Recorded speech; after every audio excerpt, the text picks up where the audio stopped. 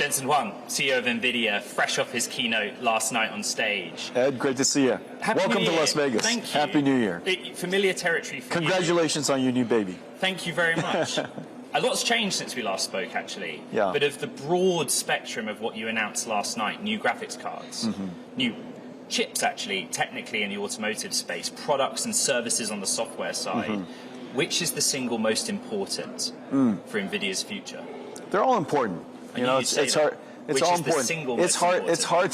It's hard to pick your favorites. You know, we announced 3 chips. We announced a brand new AI, a world foundation model, a first of its kind, and we announced our work in 3 areas in robotics. Right. And they're all important. And you know, the thing, of course, we announced a brand new Blackwell RTX, and has a new AI technology called Neuro shaders, and we're combining artificial intelligence and classical computer graphics. Let's go to RTX, the new RTX. Yeah. We've become so accustomed to your story being dominant in a market for high-performance GPUs, server racks, data centers. This is going back to your roots. It's in the desktop context, there's one right there. Later in the year, a laptop. But for a target base that is developers and nerdy, hardcore gamers, what's the future of that business for you? Computer graphics is going to be here forever.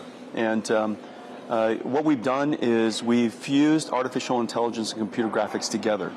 And the images that we're generating today wouldn't be possible if not for the fact that we're using computer graphics to create beautiful pixels and then use artificial intelligence to amplify that capability. For example, you know, out of 4 frames I was talking about yesterday, 33 million pixels or so in 4K, out of that 33 million pixels, 2 million pixels were computed. The other 31 million pixels were generated by AI. In other words, the AI predicts what it thinks the pixel should be. That's right, yeah. The ultimate generative AI. But what was interesting for me is the focus, again, was away from the graphics cards, away from Blackwell that underpin it, and Cosmos. We probably don't have time to explain in full detail Cosmos, but you call it a world foundation model. Cosmos is for the physical world what ChatGPT is for words and text. That's the easiest way to think about that. Okay, so in other words, it's model text input, but can generate synthetic data in multiple mediums.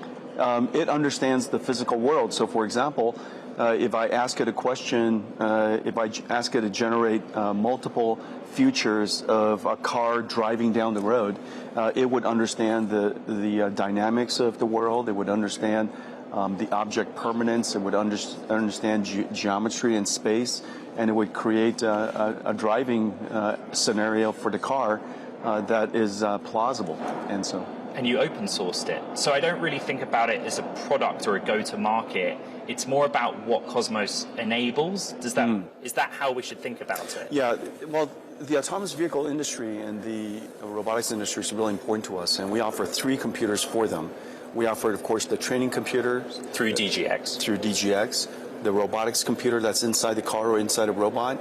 And now we have this new computer called Omniverse with Cosmos that is the digital twin or the playground where these robots can learn how to be robots. And so if we could accelerate the development of artificial intelligence for AVs and for robotics, it brings in a lot of business for us, of course. There's an academic point of tension here, if I may. Elon Musk is a customer of yours, and Tesla, their theory or practice is based on real-world data gathered through vision. Yeah. Does the synthetic data underpinning of Cosmos kind of contradict that? It doesn't replace, it augments. And so you should collect as much world data as you can. Of course, collecting world data is very expensive. And Elon has a great advantage because, number one, his AI factory for his cars is fantastic. Has a lot of Nvidia gear in it. His AV algorithms is incredible. It's the best in the world. And he has a very large fleet of cars on the road that allows him to collect a lot of data. And so I think he has just a phenomenal position, and he's been working on this for a long time, and so he's going to be in a great position to take advantage of it. Well, may I ask you, at this juncture, he's clearly influential in this upcoming administration. But he also positions Tesla as a leading AI and robotics company. Yeah, very. How does that bode for Nvidia, Elon Musk's influence of President-elect Trump, and also the coming administration's kind of attitude towards AI? I don't know the attitude towards AI. I know Elon's attitude towards AI, and he's very optimistic about its future, and obviously he's working on some of the most important AI areas. XAI is working on foundation, cognitive intelligence AI. Tesla is working on autonomous vehicles, and Optimus is for humanoid robotics. These three areas of AI are the three most important areas of AI, and so I think he's working on exactly the right things. You kind of positioned AI, Nvidia's position in the supply chain for physical AI, robotics, autonomous driving. Explain it a bit more, the role you see Nvidia playing.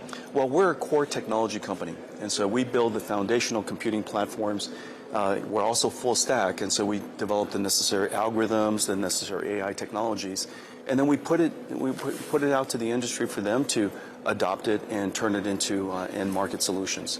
We're a computing platform company. So you're on stage and you're surrounded by, I think, a dozen humanoid robots, which is nice for you. When will I be here at CES in Las Vegas and actually have... There's some robots right down the hall. No, but in real terms, you must have a timeline that you see real-world commercial deployment of the technology you outlined last night.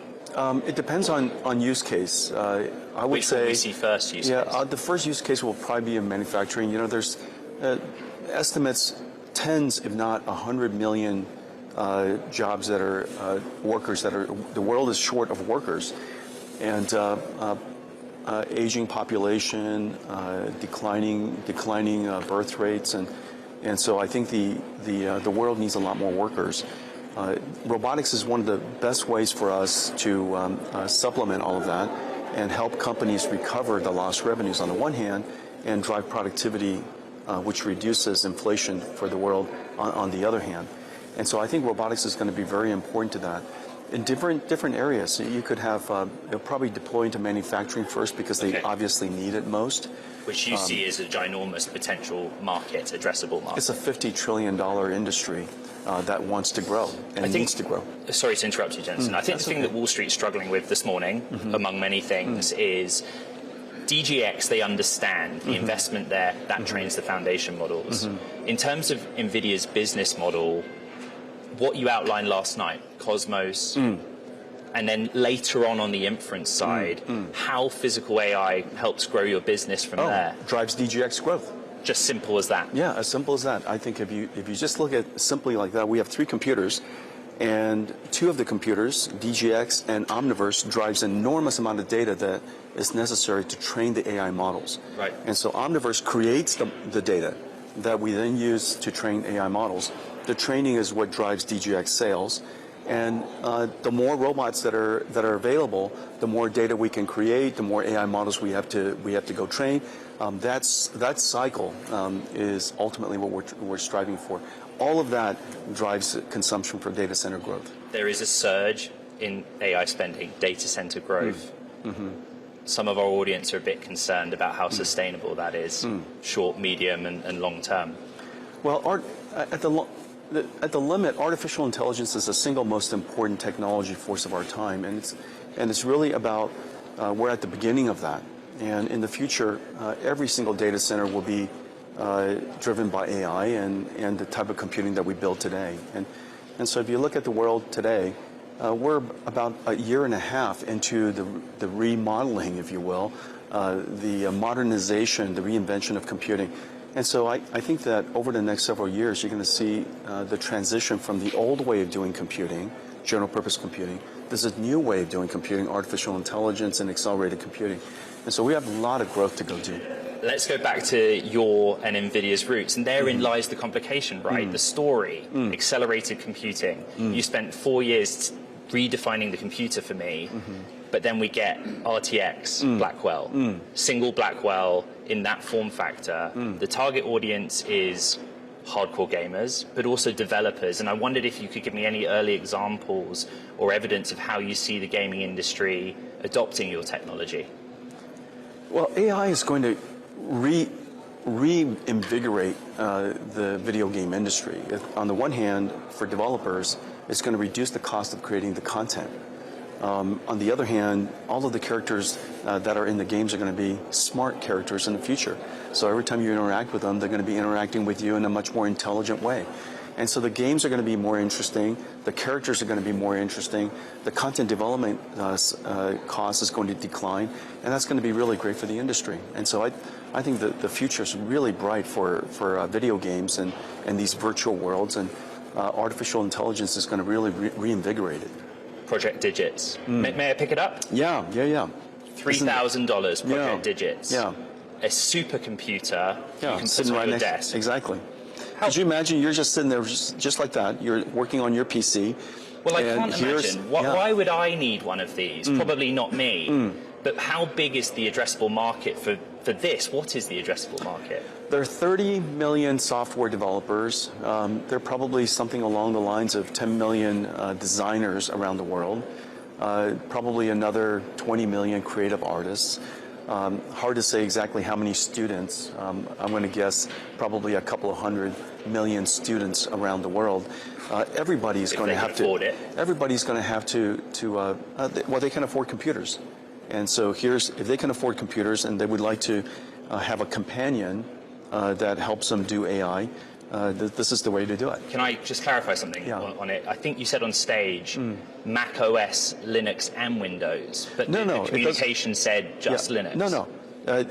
Whatever computer you use, you're literally enjoying how it's going to be used.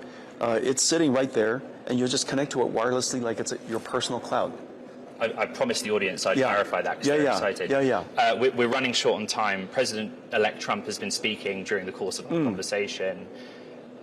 How imperative is it that you go to Mar-a-Lago and meet with him if Nvidia is America's leading AI company? And will you? I'd be delighted to go see him. Have you been invited? Not yet, but I would be delighted to go see him and congratulate him and do everything we can to help this administration succeed.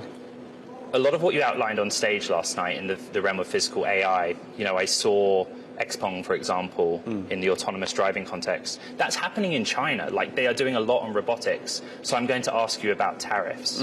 It's likely this coming administration will be as restrictive on technology export, and tariffs will be a function. How have you prepared for that, Jensen? Whatever the administration ultimately decides, we'll give them as much insight as we can from our perspective, and I'm sure that the administration will make the right moves. That's in the best interest of our country. 2025, I kind of started the conversation by saying a lot has changed since we last spoke in the summer.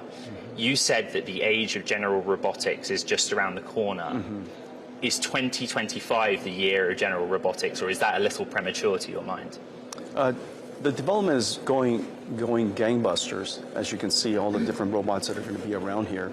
And the enabling technology necessary for general robotics is coming together. All the pieces are coming together. The industry still has a lot of engineering to do.